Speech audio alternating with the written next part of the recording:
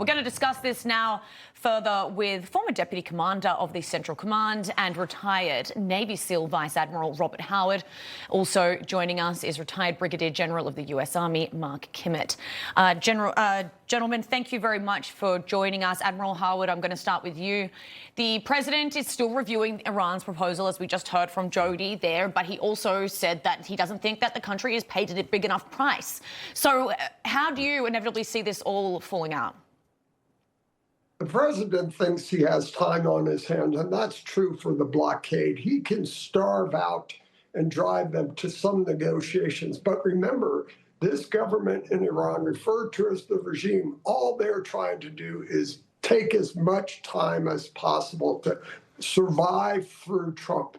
So they'll take months or as long as they can to negotiate just passage through the Straits of Hormuz, and then maybe onto the nuclear weapon. But the more time they have to get through Trump, maybe the midterms is in their advantage. But at the end of the day, this is about the regime. If you do not change the regime, all these problems will percolate for years to come, and all the programs and policies that come with that regime. So at the end of the day, negotiations are just a tactic, as the Iranians have used for decades, to extend time. General Kimmett, I want to bring you in. The president pointing out why it's so important to remove the threat of the regime right now. Take a listen. If we left right now, it would take them 20 years to rebuild. But we're not leaving right now. We're going to do it so nobody has to go back in 2 years or 5 years. So is this the once-in-a-lifetime opportunity to actually have a new regime and a new Iran? Well, let's be very clear. It was inevitable that sometime this century we would be at war with Iran. They've given no indication that they wanted to give up their nuclear ambitions, nor their ballistic missile ambitions, nor their proxy ambitions. Every president since the discovery of the illegal Iranian nuclear program has said they cannot have it. Every president up till President Trump has simply made that a rhetorical challenge. And in this case, President Trump has made it an actual challenge. So I think that what President Trump is doing is correct. It was going to come sooner or later, and might as well do it now when we have the best possible position to do it.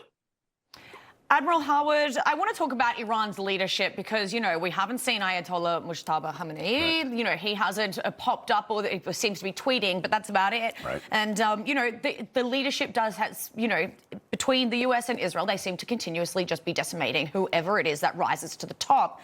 So how can we move forward with these agreements if Iran's leadership is in such a mess? By internal pressure. Look, the regime and all of the ideologues, be it all the members of the IRGC, is no different than any other terrorist organization. Yeah. You take out the top, even 1 or 2 levels down, but till you can hold the whole organization at risk, so be it. And that greatest risk comes from the sheer numbers of the people of Iran.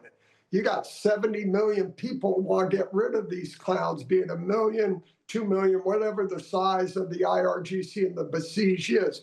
And so they need something to help them do that. They took towns and cities in January, but then they had no arms to defend itself. So at the end of the day, the survival for the regime is have enough guys with guns to suppress and kill the Iranian people to stay in power.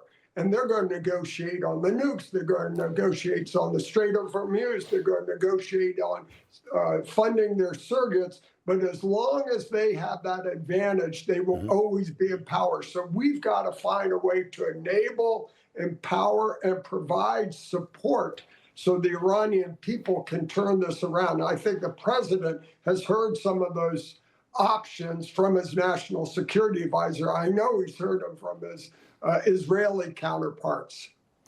General Kimmett, let me ask you about the ceasefire. So right now it's holding, and that's a positive sign. But let's just say it does not hold. What is the military's next option in terms of resuming strikes? And do you foresee any chance of boots on the ground?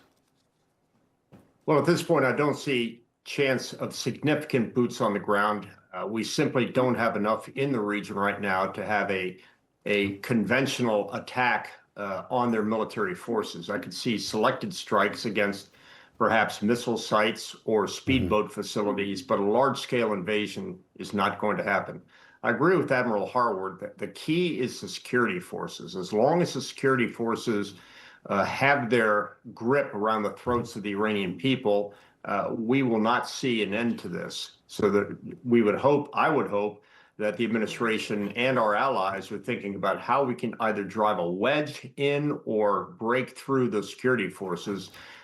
Because if we can get the security forces to at least crumble a bit, perhaps that will be what is needed for the people of Iran to stand up and take over a regime change internally. It's not going to happen from the outside. It's got to happen from the inside. All right, we're going to leave it there. Brigadier General Mark Kimmitt and Vice Admiral Robert Harwood, thank you, gentlemen. Appreciate you being with us. Thanks both.